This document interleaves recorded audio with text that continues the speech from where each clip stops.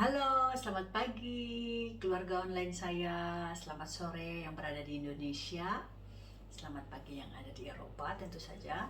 Selamat datang kembali di vlog saya. Kali ini saya nggak akan masak-masak ya. Nggak ada pesta-pesta lagi ya. Jadi sekarang kegiatannya hanya makan malam sama Koko. Saya mau siap-siap masak untuk makan malam Koko. Dan sebelumnya saya mau mengucapkan terima kasih kepada subscriber baru saya, follower saya yang baru gabung di video saya, di vlog saya. Setelah kemarin saya jalan-jalan sama Dani, ternyata banyak yang memfollow up. Terima kasih banyak. Dan semoga terus berlanjut ya. Semoga kalian terus follow saya ya. Di vlog kali ini saya mau memperkenalkan diri sekaligus saya mau bercerita, dan cerita ini saya nggak pernah share, saya nggak pernah bikin berniat untuk bikin cerita ya di vlog saya. Saya nggak pernah kepikiran untuk cerita karena ini satu hal yang sensitif. Tapi di sisi lain saya juga kepengen sharing ya, karena di luar sana banyak wanita-wanita, ibu-ibu atau perempuan seperti saya yang sudah berumah tangga belasan tahun bahkan puluhan tahun masih tetap belum juga dikarunia anak. Oke, saya mau memperkenalkan diri saya dulu. Nama saya Teh Yuli. Orang-orang manggil saya Teh Yuli karena saya paling tua. Umur saya 47 tahun guys.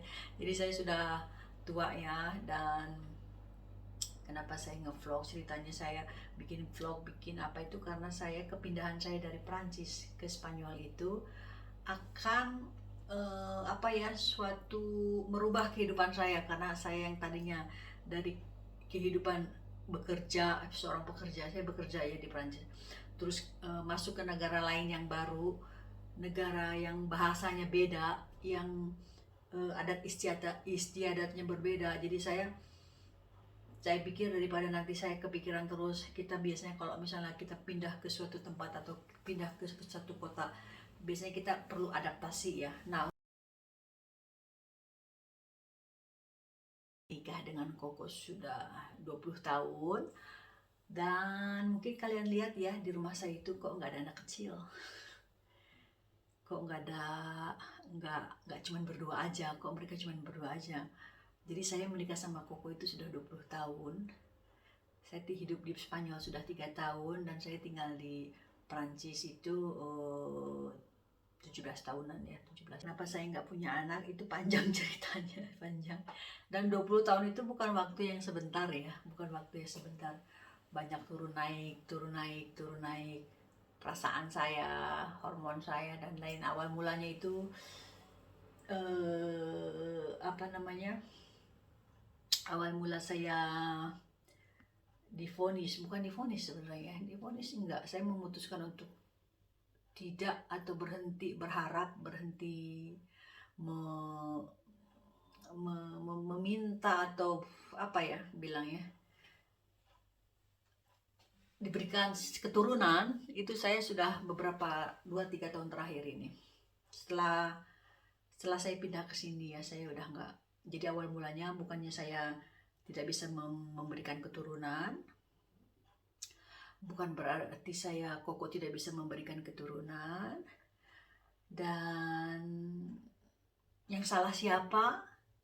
Kita nggak pernah saling salahkan, Koko juga nggak pernah saling salahkan. Cuman saya sedih aja kemarin dia curhat, bukan curhat sih, cerita-cerita waktu saya sebelum Daniel pergi pulang ke Prancis sama Mbak Frede. Dia cerita, sayang banget ya kalian nggak punya anak, katanya gitu. Terus Koko bilang, ya katanya gitu, kalau punya anak perempuan lucu juga ya, kata dia gitu. Cuman dia bilang sekarang saya udah tua, dia bilang gitu, dan kita fine-fine aja, kata Koko gitu.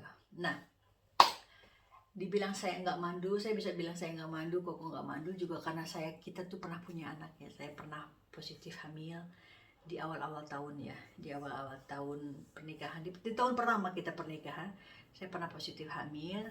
Dan di usia 7 minggu itu saya hampir kena, bukan hampir, memang sudah keguguran ya. Dokter sudah memvonis itu janin sudah nggak bagus, nggak bisa dipertahankan. Nah, di tahun pertama itu antara sedih dan gak sedih karena kita belum siap, kita masih belum tahu mau tinggal di mana, ya kan. Waktu itu masih di Indonesia, kalau nggak 3 bulan pertama itu saya masih di Indonesia. Nah, mungkin juga karena perpindahan dari Jakarta ke Bali, saya jadi capek dan mungkin saya keguguran. Bentar, saya mau minum dulu. Kita duduk ya, disambi minum ya, karena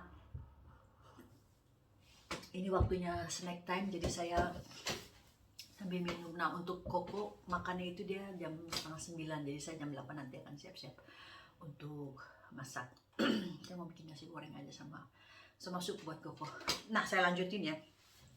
Setelah di tahun pertama saya hamil dan keguguran, baru setelah itu kita pindah ke Prancis dengan bermodalkan seperti yang kalian lihat di video saya 2 tahun lalu, ada ya awal mula saya ketemu dengan koko, itu semuanya saya bahas di situ. Nah, untuk masalah yang keguguran ini saya nggak bahas karena ini masalahnya sensitif banget ya. Saya belum siap kemarin ini, tapi setelah ada orang yang mendukung saya untuk cerita, itu bisa di-sharing, bagus katanya untuk sharing untuk orang-orang yang berumah tangga tapi belum dikaruniai anak, katanya bagus, sharing aja, sharing katanya gitu. Ayo bikin katanya gitu. Ya udah, saya bikin cerita. Ini cerita asli ya, cerita yang saya alami. Saya itu setelah setelah keguguran itu kan kita pindah ke Prancis ya, dan di Prancis itu kita masih tinggal di mertua dan lain-lain. Terus saya punya penyakit yang namanya endometriosis. Endometriosis itu kalau yang gampang bisa punya anak, kalau yang susah dia harus pakai bayi tabung dan lain-lain ya. Nah, karena saya pernah hamil, berarti saya kan nggak ada masalah itu ceritanya. Tapi setelah saya diwajibkan visit ginekologi di Prancis itu, setiap 6 bulan harus ke ginekologi, dan saya mensnya itu sangat bermasalah sekali, sakitnya bukan main setiap bulannya, sampai nggak tahu harus gimana, minum obat apa juga udah nggak mempan, sampai akhirnya saya menemukan obat yang memang bisa untuk menghilangkan rasa sakit itu. Nah, karena kita nggak, dokter ginekolog menyarankan supaya saya minum pil KB untuk menstabilkan hormonnya di Jakarta, di Paris. Jadi saya ngikutin saran dokter dari tahun 2005-2007 saya pakai pil KB untuk melihat apa hormonnya bisa tetap stabil atau memang kayak saya punya penyakit lain gitu ya. Nah, udah tuh dari 2005 sampai 2007 saya dipakai minum pil KB, dan ternyata menstruasi saya bagus, tiap bulan lancar, nggak ada sakit sama sekali. Udah tuh, saya pikir saya sudah sembuh ya, nggak akan ada sakit-sakitan lagi. Terus saya lepaslah itu yang namanya pil KB itu, dan seperti proses-proses biasa kan, suami istri dan lain-lain. Terus dari 2007 kalau nggak salah sampai 2010, poin antara 3-4 tahun saya lepas KB itu. Saya lepas KB dan ternyata ya gitu, sakit perutnya luar biasa itu tetap datang tiap bulan ya, cuman kadang sakitnya lumayan, setengah lumayan, dan luar biasa sakitnya, sampai-sampai saya harus dibawa ke emergency 1 kali 2 kali ke emergency. Terus yang ketiga kali saya dinyatakan, kata dokter, kamu usus buntu katanya gitu. Ada istilah usus buntu yang paling parah itu apa namanya, apa ya gitulah, saya lupa. Katanya itu kalau nggak dipotong kamu kan dilihat dimasukin kamera, jadi dilihat dulu sama dokter tuh apa, kalau memang dia usus buntu langsung digunting katanya gitu. Nah, ternyata dia kasih tahu katanya itu memang ususnya memang udah buntu banget, usus buntunya udah busuk katanya gitu. Oke deh, ternyata bulan depannya begitu saya tetap sakit lagi. Bayangkan, berarti bukan itu yang saya sakit. Yang sakit saya dibawa ke emergency itu bukan dari usus buntu tersebut. Nah, udah tuh. Terus tahun berapa gitu ya, setelah sakit-sakit saya nggak tahan sakitnya itu, menstruasi saya itu, akhirnya saya kembali lagi konsultasi sama dokter di umur waktu saya operasi itu saya umur 35-an kalau nggak salah. Nah, Akhirnya saya kembali lagi ke ginekologi dan saya kembali lagi ambil alat kontrasepsi lagi yang berupa pil ya, karena satu-satunya yang cocok untuk saya yang hormonnya nggak begitu bagus dan sakitnya luar biasa. Dan saya kembali lagi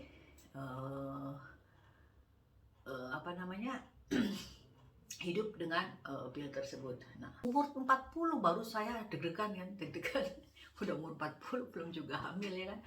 Nah, setelah umur 40,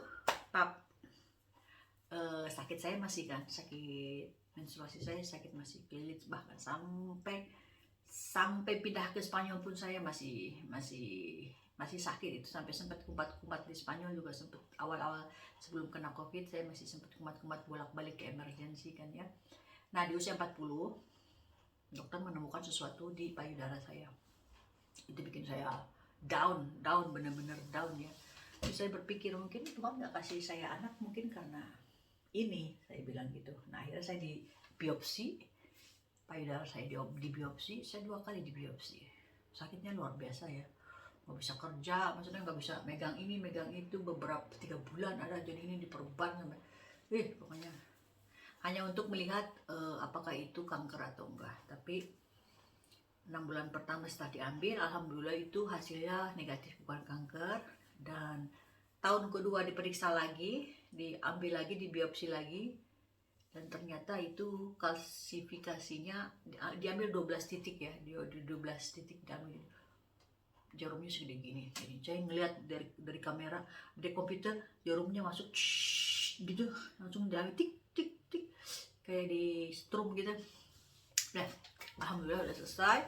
Nah, itu akhirnya di situ dokter ganti kontrasepsi saya karena mungkin itu yang membuat saya ada kalsifikasi. Dokter juga nggak bisa mastiin, bisa jadi kebanyakan, katanya orang yang kebanyakan keseringan atau kelamaan minum kontrasepsi itu bisa mengakibatkan kalsifikasi di dalam payudara kita. Ya udah tuh. Nah, sampai tahun dimana koko pensiun, koko memutuskan untuk pindah ke Spanyol, saya konsultasi ke dokter, dok gimana nih, masa mau begini terus, saya bilang gitu. Terus dokter bilang, kamu hasil kan di ekografi, di scanner, di apa untuk nyari tahu sakitnya apa, endometriosisnya di mana. Ternyata rahim saya gede sebelah, jadi harusnya kan rahim itu begitu ya bentuknya ya, jadi yang ini nggak sama, pokoknya aneh bentuknya, kata dokternya. Karena kasih solusi, katanya, pertama kamu lanjut minum pil atau kamu diambil rahimnya, diangkat. Ini saya dengan sakit kayak begini aja nggak bisa punya anak, saya masih kepikiran dan kadang-kadang down, kadang-kadang enggak. Apalagi kalau dokter bilang untuk diambil rahimnya, itu kan saya makin down lagi kan ya. Nah, itu tahun berapa itu, 2018 kalau nggak salah, 2018 dokter menyarankan itu. Karena 2019 kan saya sempat pulang ke Indonesia dan saya pindah bulan Oktober 2019. Akhirnya saya memutuskan untuk pakai pil KB, kembali pakai pil KB lagi. Nah, dan untuk keterusannya saya sampai sini dengan pil yang sama dari tahun 2005 itu. Saya kembali lagi sakit di Jeron itu, saya bolak-balik pas ada Covid itu saya bolak-balik ke emergency, ada mungkin 3 kali ya, ke ginekolog yang baru di sini. Terus ginekolog itu 6 bulan kemudian atau setahun kemudian setelah Covid selesai, ginekolog ini meriksa semuanya ya, ini diperiksa kalsifikasinya, ukurannya masih sama atau enggak, terus dia periksa juga rahim saya dan lain-lain. Terus akhirnya dia memutuskan untuk mengganti pilnya karena hormon saya mungkin sudah enggak ini lagi sama pil yang saya pakai dari Perancis kemarin. Nah, sekarang alhamdulillah saya pegang kayu sampai detik ini. Setelah diganti pilnya, alhamdulillah saya nggak pernah sakit sama sekali. Gitu ceritanya kenapa saya 20 tahun ini nggak pernah berusaha, karena saya sendiri cari tahu di dalam diri saya itu ada apa.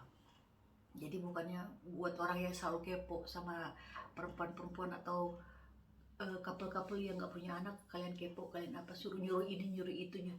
Mereka sendiri mungkin sudah punya planning, punya apa untuk hal tersebut ya. Jadi kalian itu kadang dengan bicara begitu mungkin maksudnya baik, tapi menyakiti orang. Maksudnya bukan menyakiti, bilangnya apa ya, membikin down orang tersebut gitu, bikin malah lebih.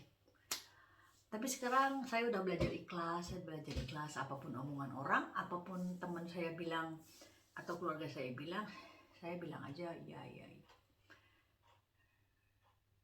Sekarang saya udah menyadari kalau hidup tanpa atau dengan anak saya tetap akan bahagia karena suami saya tetap itu aja ya kan, nggak ganti. Jadi saya juga bilang sama Koko, kalau kamu prinsip, kalau bule beda katanya, prinsip hidupnya beda, karena prinsip bule itu kalau dia sudah berumah tangga, mencintai istrinya, apapun penyakit istrinya, apapun sakit istrinya, atau apapun sakit suaminya, itu dia akan terus sampai mati ya. Itu benar-benar yang benar-benar saling mencintai ya. Maksudnya menikah dengan pasangan saya, dengan Koko itu yaitu ada naik surutnya, pasang surutnya, tergantung hormon ya, karena penyakit saya penyakit hormon, jadi itu semuanya jadi campur aduk. Jadi 20 tahun sekarang saya udah belajar ikhlas, dan alhamdulillahnya Tuhan itu maha tahu ya, maha tahu. Dia kasih saya job, pekerjaan di Spanyol, dan yang saya kebetulan nggak tahu bahasanya, itu jaga anaknya ganteng, baik, dan sayang sama aku, karena dia tahu aku sayang sama dia. Jadi ya gitu, ambil positifnya aja buat kalian yang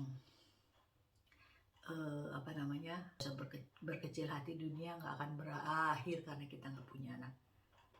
Oke, sekarang saya mau masak. Koko udah kelaparan, saya mau masak dulu sambil kita lanjut ngobrol sambil makan, oke? 2000 years later. Oke, ini sekarang kita makan dulu, sambil makan lanjut ngobrolnya ya, karena udah jam 8:30 lagi. Selamat makan. I talk about 20 years marriage without having baby, without having kid. What do you prefer? The two ways good. The two ways is good. Yeah, two ways. With or without kid, you are no problem.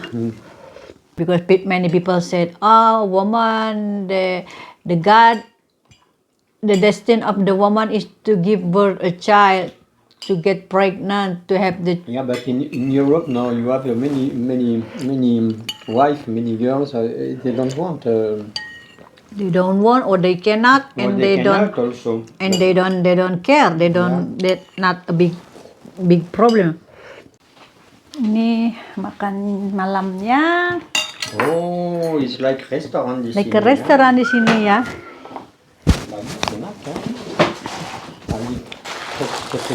Roti. Kalau saya telurnya dimatengin ya, tuh. Makannya sederhana aja. Saya lagi nggak enak makan, jadi makannya sedikit aja. Selamat makan semua. Selamat makan semua. Bref, jadi. You put salt? Yeah, I put some. I put salt, but ada garam. Coba dulu, try first. Jadi buat kalian ibu-ibu, bapak-bapak yang baru menikah atau yang sedang dalam proses membuat anak atau dalam proses apa, kalau kalian sudah berusaha dan tidak juga mau sedikit? No. Kalau kedua belah pihaknya tidak masalah, maksudnya tanpa anak, hidup bisa terus berlanjut, saling mencintai, kenapa enggak ya? Kalau prinsip suami saya begitu ya, prinsip bule kebanyakan begitu. Kecuali kalau memang laki-lakinya atau perempuannya memang kepengen ganti hidupnya gitu ya, maksudnya dia kepengen memiliki anak dan dia harus ganti suami, atau ada orang yang berprinsip seperti itu. Jadi pesan saya, apapun itu, cintai istri kalian, cintai suami kalian dengan apa adanya. Kalau rumah tangga mah di mana aja ada masalah ya, bukan hanya sekedar dari anak atau nggak punya anak, rumah tangga mah ada aja. Yang punya anak aja banyak yang bermasalah, apalagi yang nggak punya anak, ya kan? Jadi I said to them, even you don't have child or with or without child, problem is always ada. Ja, sure. Every family we have problem, but it depend how the couple live the couple life. Ya, sekarang sudah nerimo, maksudnya nerimonya apa? Pasrah juga enggak ya. Jadi itu enggak dijadiin beban buat saya. Saya belajar ikhlas, bukan apa-apa. Saya belajar ikhlas. Itu yang saya pahamin, saya belajarin selama 1 tahun terakhir ini. Belajar ikhlas dan belajar menerima apa adanya. Yang penting suami saya gak kemana-mana, maksudnya tetap setia, tetap ada di rumah, tetap support saya walaupun saya suka ngomel-ngomel, marah-marah. Buat kalian pejuang-pejuang rumah tangga, pembina rumah tangga baru, semangat terus, karena hidup itu nggak hanya anak. Life is not only child. No, it's not only that. Ada ibu yang mengabaikan anaknya, ada bapak yang mengabaikan suami istrinya, ada suami yang ngegebukin istrinya. Jadi hidup itu buat saya gimana kitanya. Oke, segitu aja ya cerita hidup saya. 20 tahun pengalaman hidup di Prancis dan di Spanyol. Mudah-mudahan ada yang bermanfaat. Ambil aja yang positifnya ya. Ambil aja yang positifnya.